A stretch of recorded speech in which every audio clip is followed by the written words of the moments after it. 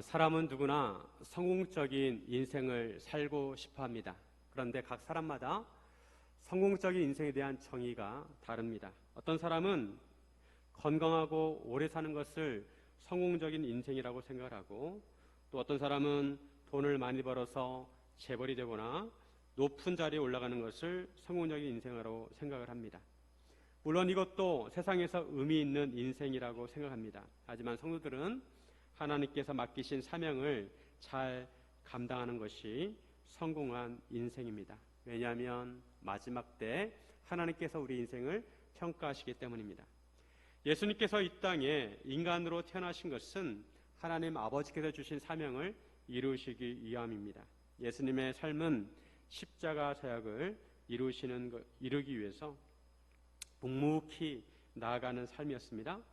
이제 예수님께 본격적으로 하나님께 주신 십자가 사명을 감당하시게 됩니다. 예수님께서 십자가 사명을 잘 감당하셨기에 영적으로 죽었던 우리가 구원을 받을 수 있게 되었습니다. 우리도 하나님께서 우리에게 주신 사명을 잘 감당해야 합니다. 이런 의미에서 우리가 우리의 사명을 어떻게 잘 감당할 수 있는지 함께 나누기를 원합니다. 첫째, 진리를 말해야 합니다. 우리가 하나님을 믿는다면 가장 우리 마음 중심에 하나님의 말씀을 두어야 합니다. 하나님의 말씀은 진리의 말씀입니다. 우리가 사명을 감당하기 위해서는 진리를 선포해야 합니다. 예수님께서는 겟세마네 동산에서 아주 치열한 기도를 하셨습니다. 그리고 겟세마네 동산에서 가룟 유다가 데려온 군병들에 의해서 붙잡히시게 되었습니다. 그들은 예수님을 끌고 대제사장 가야바의 집으로 갑니다. 요한복음에 보면 예수님께서 가야바의 집으로 가기 전에 먼저 안나스의 집으로 끌려가셨습니다. 안나스는 가야바의 장인이었습니다. 그리고 이전 대제사장이었습니다. 그 당시에 로마는 이스라엘 정복한 상태였는데 이스라엘을 지배하기 위해서 대제사장을 로마가 임명을 했습니다.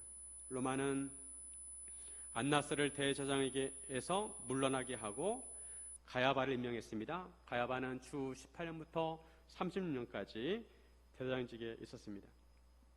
예수님께서 대제사장 안나스의 집으로 끌려가셨다가 가야바의 집으로 끌려가셨습니다. 안나스의 집과 가야바의 집은 가까이 있었고 또 뜰을 공유하였다고 합니다. 그런데 가야바의 집에는 이미 서기관과 장로들이 모여 있었습니다. 한밤중에 이렇게 사람들이 모여 있는 것을 보면 그들은 이제 예수님을 잡아들이기로 공모를 하였다는 것입니다. 베드로는 예수님께서 잡히실 때 도망을 가다가 멀찍이 예수님을 따라서 대제사장 집 뜰까지 가게 됩니다. 대제사장 집에 들어간 제자는 또 한 명이 있었는데 요한으로 추정이 됩니다. 이처럼 베드로가 예수님을 따라간 것은 그 결말을 보기 위해서입니다. 예수님께서 무리들에 의해서 힘없이 끌려가셨지만 베드로는 내심 기대했을 것입니다. 예수님께서는 바람도 잠잠하게 하시고 귀신도 쫓아내줄 능력이 있으신 분이시기 때문에 얼마든지 사람들을 제압하실 수 있는 능력이 있다고 생각했습니다.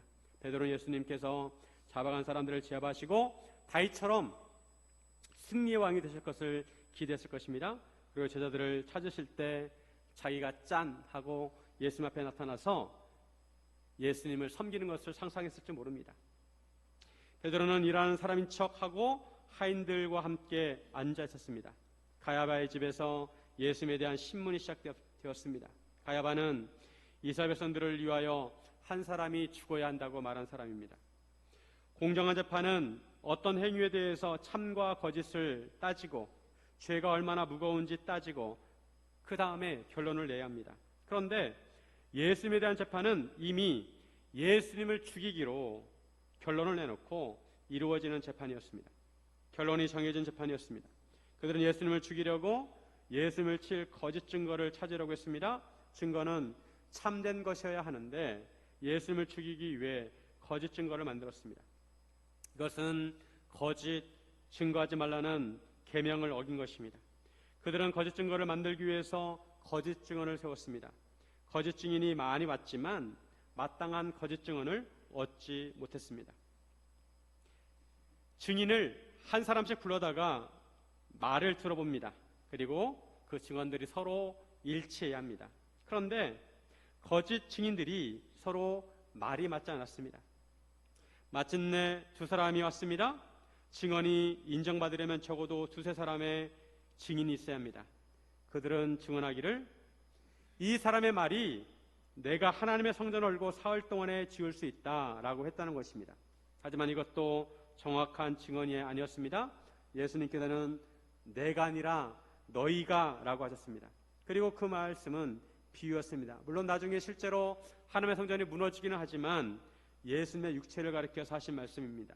요한복음 2장 19절에 예수께서 대답하여 이르시되 너희가 이 성전을 헐라 내가 사흘 동안에 일으키리라.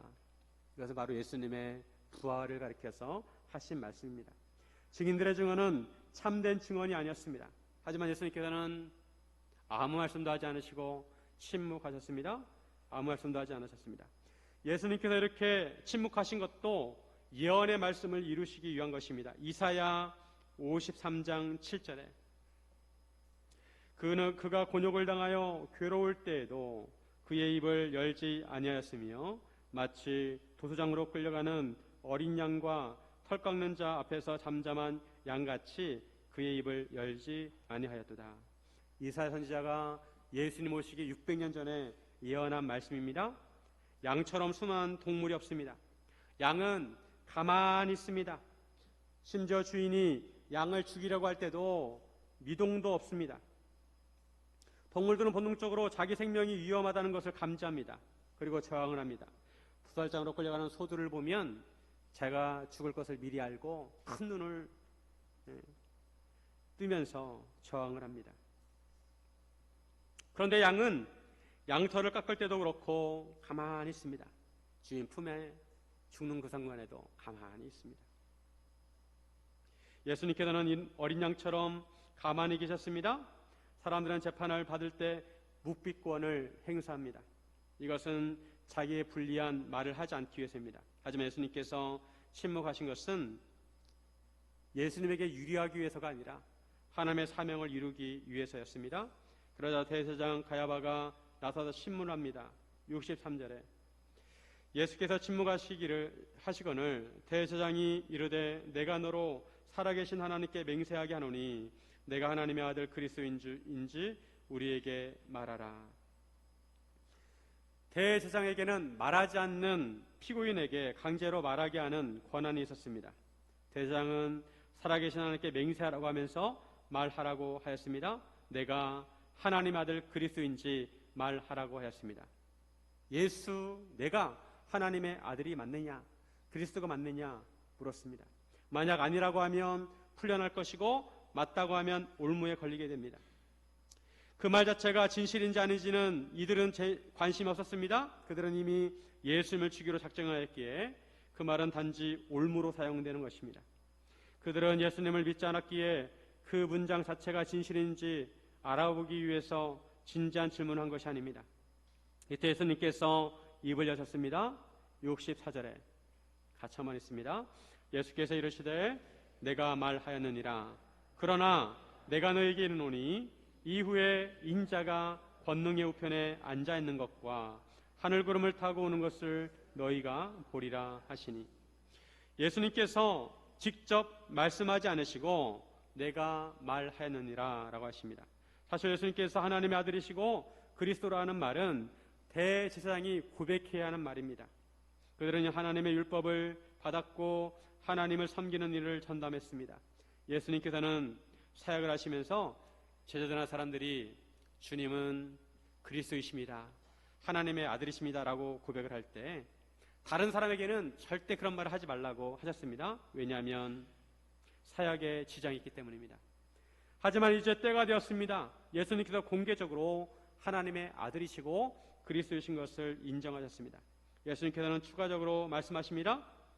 이후에 인자가 권능의 우편에 앉아있는 것과 하늘 구름을 타고 오는 것을 너희가 볼 것이라고 하십니다. 인자가 권능의 우편에 앉아있는 것은 시편 110편 말씀을 인용하신 것이고, 구름을 타고 오신다는 것은 다니엘 7장 말씀을 인용하신 것입니다. 모두 그리스도에 대한 예언의 말씀입니다. 예수님께서 하나님 우편에 앉으실 것이고 구름을 타고 오신다는 것입니다. 예수님께서 말씀을 하심으로, 이 말씀하심으로 예수님께서 확실히 그리스도이심을 밝히셨습니다. 예수님께서는 진리를 말씀하셨습니다. 하지만 대제사장들과 사내들인 공예는 예수님을 믿지 않았기에 예수의 말씀을 신성모독으로 여겼습니다. 하나님 우편에 앉아있다는 것은 하나님과 동등한 존재라는 것이고, 그리고 구름을 타고 오신다는 것은 심판주라는 것입니다. 예수님께서 진실을 말씀하시고 자신의 정체를 드러내셨는데도 그들은 믿지 않았습니다. 사실 이런 예수님의 재판은 불법적인 재판이었습니다. 재판은 낮에 열려야 되는데 한밤중에 열렸고, 성전에서 이루어져야 하는데 가야바의 집에서 이루어졌습니다. 적어도 이틀에 걸쳐서 재판을 해야 했습니다. 판결이 성립이 되려면 사내들인 공회원 71명 중에 23명이 찬성을 해야 했습니다. 예수님에 대한 재판은 여러모로 불법적인 재판이었습니다. 어떤 사람은 14가지 불법을 행했다고 합니다. 그런데도 예수님께서는 풀려나기 위해서 진리를 말씀하신 것이 아니라 사명을 감당하기 위해서 진리를 말씀하셨습니다.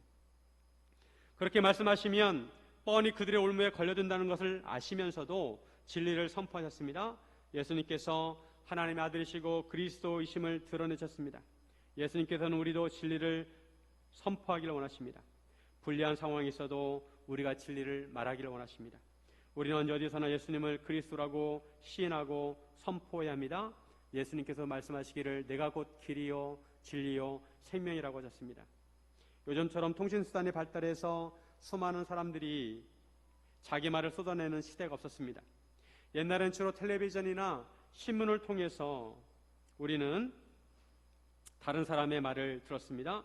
하지만 요즘은 유튜브를 비롯해서 많은 SNS가 있습니다. 이런 채널들을 통해서 사람들은 자기의 의견을 쏟아냅니다. 그런데 문제는 어떤 것이 진실이고 거짓인지 구별하기가 쉽지 않다는 것입니다.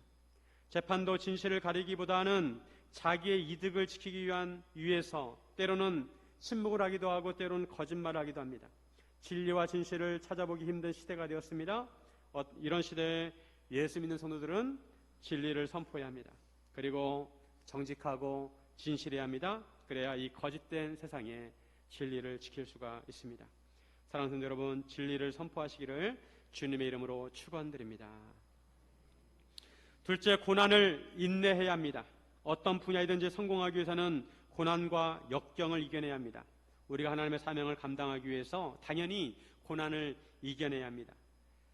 대제사장의 질문에 예수님께서 진리를 선포하셨습니다. 즉 예수님께서는 하나님의 아들이시고 그리스도이심을 드러내셨습니다. 그뿐 아니라 예수님께서 말씀하신 그리스도, 즉 메시아는 그 당시 이스라엘 백성들이 기대하던 정치적 메시아가 아니라 성경에 기록된 대로 하나님의 보좌 우편에 앉아 계실 정도로 권위가 있으시고 장차 심판주로 구름을 타고 오시는 메시아이심을 밝히셨습니다. 이런 예수의 말씀을 들은 대제사장은 자기 옷을 찢었습니다. 원래 대제사장은 자기 옷을 찢어서는 안 됩니다. 왜냐하면 대제사장은 특별한 옷을 입었습니다. 앞에 흉패를 달고 머리에도 그는 특별한 모자를 썼습니다. 대제사장은 거룩한 옷을 입었기 때문에 그 옷을 찢어서는 안 됩니다. 하지만 예수님 말씀을 들은 대제사장은 자기 옷을 찢었습니다. 예수님께서 신성모독을 하는 말을 하였다는 것입니다. 그는 더 이상의 증인이 필요 없다고 하면서 신성모독하는 말로도 예수님을 죽일 수 있는 근거를 찾았다고 합니다. 그러면서 대제사장은 그곳에 있는 사람들의 생각을 확인합니다. 그러자 그들도 사형에 해당된다고 하였습니다. 그러면서 그들은 예수님의 얼굴에 침을 뱉었습니다. 우리가 살면서 얼굴에 침뱉음 당할 일은 거의 없습니다. 드라마에 보면 서로 뺨을 치기도 하고 침을 뱉지만 실제로 일상생활에서 그런 일이 그렇게 많지는 않습니다. 사람의 얼굴에 침을 뱉는 것은 대단한 모욕입니다. 그 사람의 인격을 깔아 뭉개는 것입니다. 또한 주먹으로 치고 어떤 사람은 예수님을 손바닥으로 때렸습니다. 그러면서 그리스도야 우리에게 선지자 노릇을 하라, 너를 친 자가 누구냐라고 했습니다. 누가복음에 보면 눈을 가리고 때렸다고 말씀합니다. 사람의 눈을 가리고 때리면 더 고통을 받습니다. 사람은 반사신경이 있어서 누가 나를 때릴 때 자기도 모르게 손이 올라가고 무언가 날아오면 몸을 웅크리고 눈을 감습니다. 인간은 반사신경을 통해서 본능적으로 고통을 감소시키려고 합니다. 그런데 눈을 가리고 있으면 보이지 않기에 어디로 주먹이 날아오는지 누가 때리는지 알지 못합니다. 무방비 상태에서 맞게 됩니다. 예수님께서는 사람들에게 조롱과 함께 폭행을 당했습니다. 사람들은 예수님을 때리면서 누가 때렸는지 알아맞추라는 것입니다. 선지라면 보이지 않아도 다 알 것이란 것입니다. 예수님께서는 이런 고난과 핍박을 받으면서 아무 저항을 하지 않으셨습니다. 왜냐하면 사명을 이루셔야 하기 때문입니다. 예수님께서는 십자가를 지시합니다. 예수님께서는 잠잠히 고난을 인내하셨습니다. 이 또한 예수님에 대한 예언의 말씀을 이루시기 위함이었습니다. 이사야 53장에 보면 고난의 종에 대한 예언이 있습니다. 이사야 53장 3절과 4절에 보시면 그는 멸시를 받아 사람들에게 버림받았으며 간고를 많이 겪었으며 질고를 하는 자라 마치 사람들이 그에게서 얼굴을 가린 것 같이 멸시를 당하였고 우리도 그를 귀히 여기지 아니하였도다.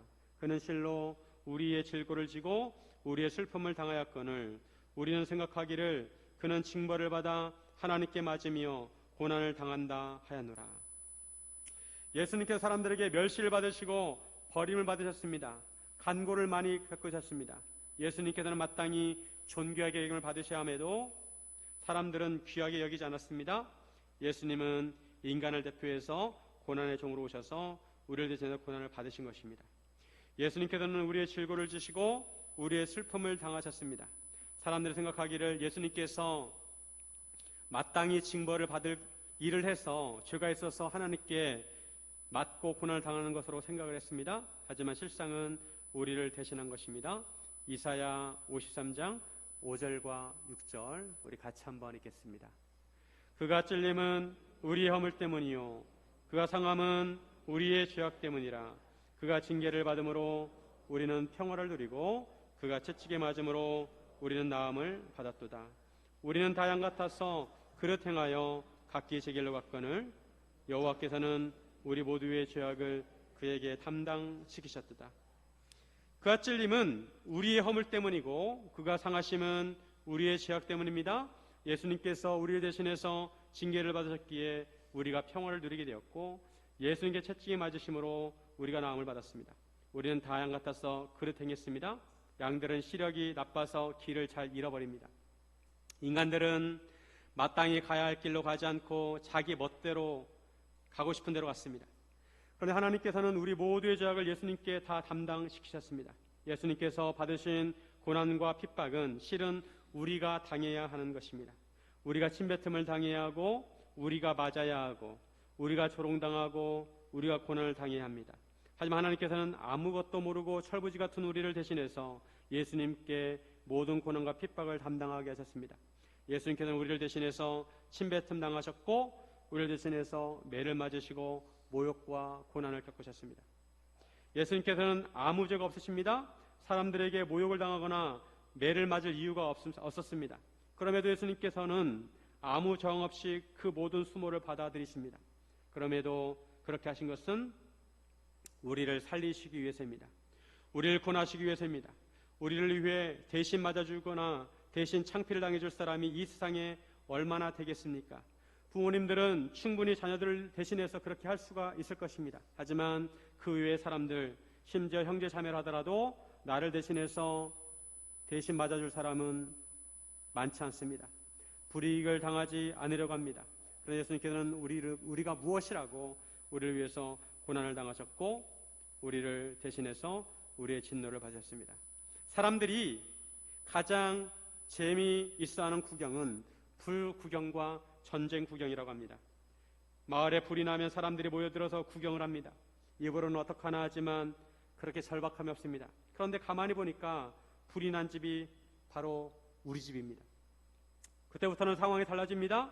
불난 집은 구경해야 하는 집이 아니라 불을 꺼야 하는 집이 됩니다.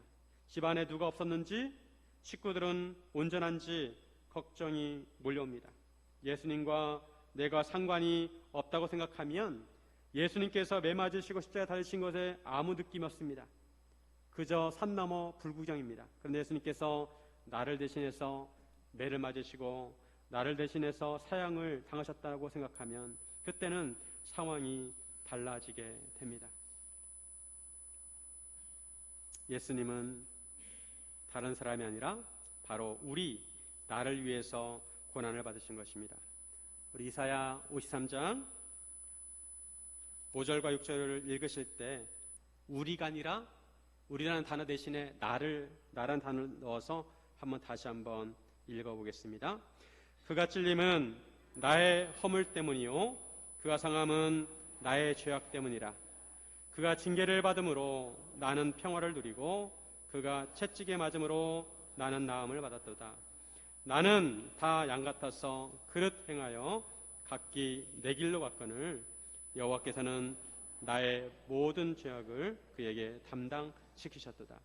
예수님이 나를 위해서 고난을 당하셨다는 것입니다. 바울도 예수님 알지 못할 때는, 만나기 전에는 예수 믿는 사람들 다 이단으로 생각했습니다. 하지만 담의 세계에 있는 예수쟁이들을 잡으러 가다가 부활하신 예수님을 만나게 됩니다. 사울아 사울아 내가 어찌하여 나를 박해하느냐. 주님 누구십니까? 나는 내가 박해하는 예수라. 바울이 예수님을 만나고 나서 180도 삶이 바뀌게 됩니다. 그전에 예수님께서 나와 아무 상관이 없다고 생각했는데 이제 보니 예수님께서 바로 자기를 위해서 십자가를 돌아섰고 부활하신 것을 알게 되었습니다. 그 다음부터 바울은 이방인의 사도로 수많은 고난을 당하였지만 오히려 그것을 영광으로 여겼습니다. 골로새서 1장 24절 나는 이제 너희를 위하여 받은 괴로움을 기뻐하고 그리스도의 남은 고난을 그의 몸된 교회를 위하여 내 육체에 채우느라. 바울은 그의 몸에 예수님의 흔적을 지녔다고 하였습니다. 예수님의 고난의 흔적을 자기도 지녔다고 하였습니다. 예수를 나의 주님으로 고백한 사람은 그때부터 예수님과 하나가 되는 것입니다. 자식이 철이 들면 부모를 애틋하게 생각하고 부모를 아끼고 효도를 합니다. 내가 태어나기 전에 죄인인 나를 위해서 예수님께서 십자가를 지셨다는 것을 깨달은 사람은 인생을 함부로 살지 않습니다. 믿음 때문에 고난을 당한다 하더라도 인내할 줄 압니다. 세상은 지금도 예수님을 미워합니다. 세상은 예수님께 했던 것처럼 우리에게도 침을 뱉고 때릴 수 있습니다. 우린 때로 예수님처럼 억울한 일을 당할 수 있습니다. 애매한 고난을 당할 수 있습니다. 예수님 때문에 사람들로부터 차별을 받거나 핍박을 받을 수 있습니다. 그럴 때 우리는 예수님처럼 고난을 인내해야 합니다. 그래야 우리의 사명을 이룰 수가 있습니다. 우리가 고난을 인내하기 위해서는 두 가지가 필요합니다. 하나는 예수님처럼 미리 기도로 준비해야 합니다. 그래야 영적으로 무장할 수가 있습니다. 그리고 또 하나는 고난 이후를 바라보며 소망을 가져야 합니다. 로마서 5장 34절 다만 이뿐 아니라 우리가 환난 중에도 즐거워하나니 이는 환난은 인내는 연단을 연단은 소망을 이룬 줄 암이로다. 예수님께서도 십자가 너머의 천국의 영광을 바라보시며 고난을 인내하셨습니다. 우리가 고난을 인내하는 것은 예수님과 함께 십자가를 지는 것입니다. 우리가 인내할 때 소망을 이루게 됩니다. 사랑하는 여러분, 고난을 인내하시기를 주님의 이름으로 축원드립니다. 셋째, 나의 연약함도 맡겨야 합니다. 우리가 사명을 감당하려면 나의 연약함까지 주님께 맡기는 믿음이 필요합니다. 믿음이 성숙한 사람은 주어가 달라집니다. 믿음이 미숙할 때는 항상 주어가 나입니다. 내가 이렇게 했어요. 내가 저렇게 했어요. 나는 이렇게 생각합니다. 라고 합니다. 하지만 믿음이 성숙한 사람은 주어가 주님으로 바뀝니다. 주님께서 하셨습니다. 주님이 하십니다. 라고 합니다. 베드로는 스파이처럼 대제사장 집에 숨어들었습니다. 마치 일을 거두는 사람들처럼 사람들과 함께 섞여 있었습니다. 그런데 한 여종이 베드로를 알아봅니다. 너도 갈릴리 사람 예수와 함께 있었도다 라고 합니다. 그러자 베드로는 마음속으로 뜨끔하였지만 모든 사람 앞에서 부인합니다. 나는 내가 무슨 말하는지 알지 못하겠노라. 베드로는 그 자리를 벗어나 앞문으로 갔습니다. 그런데 다른 여종이 베드로를 보고 거기 있는 사람들에게 말합니다. 이 사람은 나사렛 예수와 함께 있었도다. 베드로에게 말한 것이 아니라 그 주변의 사람들에게 이 사람이 베드로라고 하면 예수님과 함께 있었다고 말하면서 이 베드로를 잡아야 하지 않을까요? 라고 말한 것입니다. 베드로는 다급하게 되었습니다. 그래서 베드로는 맹세하면서 부인합니다. 나는 그 사람을 알지 못하노라. 조금 후에 곁에 섰던 사람들이 베드로에게 너도 진실로 그 도당이도다 라고 합니다. 그들이 그렇게 확신한 것은 베드로의 말투 때문이었습니다. 수도인 예루살렘은 표준어를 사용합니다. 그런데 갈릴리는 수리아 지역과 가까워서 사투리를 사용했습니다. 베드로는 자신을 변호하기 위해서 말을 했던 것 같습니다. 사람들이 베드로의 사투리를 보고 베드로의 정체를 알게 된 것입니다. 그러자 베드로는 이번에는 저주하며 맹세합니다. 나는 그 사람을 알지 못하노라. 그 순간 예수님과 눈빛이 마주쳤습니다. 그리고 닭이 울었습니다. 베드로는 예수님께서 닭이 울기 전에 3번 나를 부인하리라고 하신 것을 기억하고 밖에 나가서 심히 통곡을 합니다. 그 순간 후회와 회한이 몰려왔습니다. 베드로는 결정적인 순간에 예수님을 부인했습니다. 베드로는 한때 모범적인 제자였습니다. 예수님께서 제자들에게 너희는 나를 누구로 하느냐 말씀하셨을 때 베드로는 주님, 저는 그리스도시요 살아계신 하나님의 아들이십니다 라고 정답을 말했습니다. 그래서 칭찬을 받았습니다. 하지만 베드로는 결정적인 순간에 예수님을 모른다고 하였습니다. 그것도 3번이나 부인했습니다. 처음에는 모른다고 하였고, 두 번째는 맹세하면서 모른다고 하였고, 세 번째는 저주하고 맹세하고 부인했습니다. 그 순간 닭이 울었습니다. 닭이 우는 소리를 듣는 순간 정신이 번쩍 들었습니다. 예수의 말씀이 생각났습니다. 베드로가 예수님과 함께 죽겠다고 충성맹세를 할 때 예수님께서는 베드로에게 내가 오늘 밤 3번 나를 부인할 것이라고 하셨습니다. 그 순간 베드로는 황당하기도 하고 그렇게 말씀하신 예수님이 섭섭하기도 했습니다. 그런데 직접 두 귀로 닭이 우는 소리를 듣는 순간 쥐구멍이라도 숨고 싶었습니다. 예수님께서는 산헤드린 공회에서 나는 하나님의 아들이고 그리스도라고 예수님께서는 인정하셨습니다. 정작 이전에 정답을 말했던 베드로는 예수님을 모른다고 하였습니다. 그것도 저주하고 맹세까지 하면서 부인을 한 것입니다. 이렇게 말한 것은 예수님이야 어떻게 되든 말든 자기가 살고 보아야 되겠다고 한 것입니다.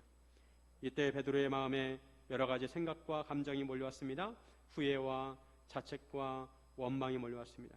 하지만 베드로는 이 사건을 계기로 주어가 달라지게 됩니다. 역경을 통해서 고난을 통해서 믿음이 좀 더 성숙해졌습니다. 나중에 갈릴리 호수에서 고기를 잡고 있을 때 예수님이 찾아오십니다. 그리고 요한의 아들 시몬아 네가 나를 이 사람들보다 더 사랑하느냐 물으셨을 때 베드로는 주님께서 아십니다. 내가 주님을 사랑한 줄 주님께서 아시나이다 라고 합니다. 베드로는 자신은 믿을 수 없는 연약한 존재라는 것을 체험했습니다. 아무리 의지가 있어도 의지대로 되지 않고 주님께서 도와주시지 않으면 넘어질 수밖에 없는 연약한 존재라는 것을 깨달았습니다. 그 다음부터는 오직 믿을 분은 예수님밖에 없다는 것을 알았습니다. 자기 자신도 믿어서는 안 되고 인간은 믿음의 대상이 아니라는 것을 알았습니다. 그래서 베드로는 주님께서 아십니다 라고 하였습니다. 우리 자신을 보더라도 우리가 얼마나 나약한 존재인지 알 수가 있습니다. 마음은 원이로되 육신이 약하도다. 이 말씀이 꼭 우리에게 맞는 말씀입니다. 우리 인생 살면서 자신에게 실망한 적이 있을 것입니다. 우리가 자신감을 갖는 것은 좋지만 우리 자신을 절대적으로 믿어서는 안 됩니다. 사실 우리는 우리 자신을 잘 알지 못합니다. 오늘 확신을 했다가도 내일 내가 어떻게 할지 아무도 모릅니다. 특히 극한 상황에서 육신을 가진 우리가 어떻게 반응할지 아무도 모릅니다. 고문을 당하는 사람은 자기 신념을 포기하는 사람들이 있습니다. 그러기에 우리는 오직 주님만 믿고 의지해야 합니다. 주어가 내가 아니라 주님이어야 합니다. 이처럼 주어가 바뀔 때 우리는 비로소 사명을 잘 감당할 수 있습니다. 예수님께서는 주님이 하신다고 말한 베드로에게 사명을 맡기셨습니다. 나의 연약함을 아는 사람만이 주님께 모든 것을 맡길 수가 있습니다. 나의 연약함조차도 맡길 수가 있습니다. 베드로가 3번 부인한 것은 야곱이 약복강가에서 천사와 씨름을 하다가 허벅지 관절이 골절된 것과 같습니다. 야곱은 밤새도록 천사를 붙들고 놓아주지 않았습니다. 천사가 야곱의 허벅지 관절을 칩니다. 그런데도 놓아주지 않습니다. 그만큼 절실했습니다. 날이 새려고 하는데도 놓아주지 않았습니다. 자기를 축복하지 않으면 절대 놓아주지 않겠다고 했습니다. 그러자 천사가 야곱의 이름을 이스라엘이라고 바꿔줍니다. 그리고 야곱을 축복해줍니다. 야곱은 분이엘을 지날 때 해가 떠올랐습니다. 야곱은 허벅다리가 부러져서 절었습니다. 야곱은 자신을 의지할 수 없게 된 것입니다. 누가 쫓아와도 이제 도망갈 수가 없습니다. 하나님밖에 의지할 수가 없습니다. 베드로도 자신은 주님 없이 온전히 살 수 없는 존재라는 것을 깨달았습니다. 그때부터 베드로는 주님만을 더욱 믿고 의지하게 됩니다. 우리도 베드로처럼 나약하고 연약한 부분이 있습니다. 아직도 자기 자신을 절대적으로 믿는 의지가 있다면 우리는 그 의지를 꺾어야 합니다. 그럼에도 그 연약함까지 우리는 주님께 맡겨야 합니다. 권사님이나 집사님들에게 무슨 일을 부탁을 하면 저는 부족해서 못해요, 이런 말을 제가 종종 듣습니다. 이렇게 대답하는 건 겸손한 것 같지만 사실 믿음이 약한 것입니다. 주님을 온전히 믿어야 합니다. 믿음으로 해야 합니다. 내가 부족하고 연약해도 주님만 믿고 하겠습니다 라고 대답해야 정답입니다. 내가 판단하려고 하지 말고 주님께 모든 것을 맡겨야 합니다. 주님만이 아십니다. 우리가 사명을 감당할 수 있는지는 주님만이 아십니다. 그래서 우리의 모든 것을 주님께 맡겨야 합니다. 우리가 하나님께서 맡긴 사명을 잘 감당하려면 하나님의 말씀 진리를 선포해야 합니다. 고난과 역경을 이겨내야 합니다. 나의 연약함을 포함해서 모든 것을 주님께 맡겨야 합니다. 성경에 보면 믿음이 성숙한 사람들은 사명을 잘 감당했던 사람들이었습니다. 미국의 미식축구 선수 중에 팀 티보우라고 하는 선수가 있었습니다. 이 팀 티보우는 필리핀 선교사의 아들로 태어났는데 대학 시절에 미식축구 선수로 큰 스타였습니다. 역전승으로 유명했습니다. 그는 경기를 할 때 이 눈 밑에다가 요한복음 3장 16절을 써놓고 경기를 했다고 합니다. 근데 사람들이 이 눈 밑에 쓴 요한복음 3장 16절이 무언가 하고 검색을 했는데 무려 9천만 명이 그날 검색을 했다고 합니다.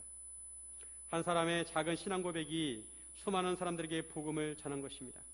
경기 때마다 여러 성경 구절을 눈 밑에 썼습니다. 그런데 프로에 가서는 규정상 성경 구절을 붙이지 못했습니다. 경기에서 부진하게 되자 사람들은 그가 쇼를 냈다고 비난을 했습니다. 하지만 티보우는 포기하지 않고 프로에서도 활약을 했습니다. 그는 경기에서 승리하고 나서 한쪽 무릎을 꿇고 기도를 했습니다. 이것이 그의 상징이 되었습니다. 이런 모습을 티보잉이라고 부를 정도로 그런 용어가 생겼습니다. 그는 프로 무대에서는 오래 활약하지 못했지만 낙심하지 않았습니다. 오히려 자선단체를 만들어서 장애 아동을 돌보고 고아들 섬기는 사역을 하고 있습니다. 지금도 그는 수많은 아이들에게 너는 하나님이 사랑하는 특별한 존재라고 전하고 있습니다. 그는 인생에서 중요한 것은 성공하는 것이 아니라 하나님의 사명을 감당하는 것이라고 하였습니다. 우리가 인생에 성공하기 위해서는 성공한 인생을 살려면 하나님께서 맡기신 사명을 잘 감당해야 합니다. 하나님께서 나에게 주신 삶의 자리를 지켜야 합니다. 사랑하는 여러분, 주님께서 맡기신 사명을 잘 감당하시기를 주님의 이름으로 축원드립니다.